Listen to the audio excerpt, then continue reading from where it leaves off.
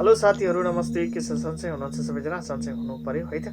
आज म तपाईँहरूलाई धेरै नै एकदमै महत्त्वपूर्ण कुरा जस्तो आफ्नो जीवनमा काम लाग्ने कुराहरू, तपाईँहरूको जीवनमा काम लाग्ने कुराहरू म भन्न गइरहेको छु।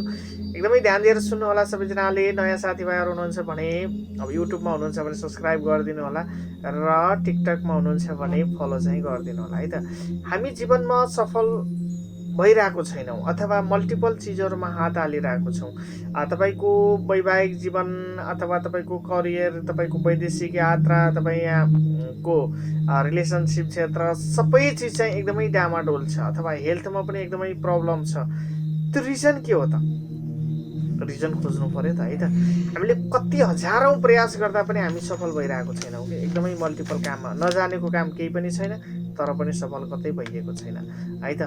अनि लाइफलाई कसरी नेभिगेट गर्ने अथवा जीवनलाई कसरी सञ्चालन गर्ने भन्ने पनि दुधार छ। कहिले के गरौँ मनमा एकदमै उताप चटाप दुधारे मन बनाइदिने, अनि त्यसपछि सपनाहरू बिग्रिराख्ने, काम हात हालेको काममा चाहिँ सफल नभइदिने होइन, यावत कुराहरू भइरहेको हुन्छ र हामीले त्यसलाई चिन्न सकेर आएको हुँदैनौँ है त।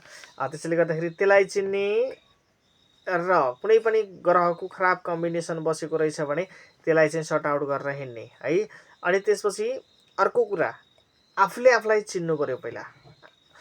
वर्ल्डको तपाईँको 80% पिपुल चाहिँ जस्तो मान्छेहरू फेल अथवा असफल हुनु भनेको रिजन, असफल हुनुको रिजन के छ भन्नुहुन्छ भने रङ प्रोफेसन। त्यसैले गर्दाखेरि कतै हाम्रो पनि रङ प्रोफेसन त छैन। हामीले नगर्नुपर्ने कामहरू त गरिरहेको छैनौँ। हामी जब गर्ने हो कि बिजनेस गर्ने हो कि, अथवा बिजनेस गरे कुन सेक्टर, जब गरे कुन सेक्टर, अथवा वैदेशिक रोजगारै जाने हो कि है त। वैदेशिक रोजगारको लागि राम्रो ग्रहहरू मिलेको छ कि छैन कि, सबै कुराहरू यावत कुराहरू तपाईँले जान्नको लागि तपाईँहरू आउन सक्नुहुनेछ लाइभमा। बेलुका तपाईँको 8 बजेदेखि र बिहान तपाईँको 8 बजेदेखि र पछि 10 बजेपछि चाहिँ आउन सक्नुहुनेछ। लाइभमा आएर आफ्नो जानकारी चाहिँ आफ्नो जीवनको बारेमा जानेर जानुहोला।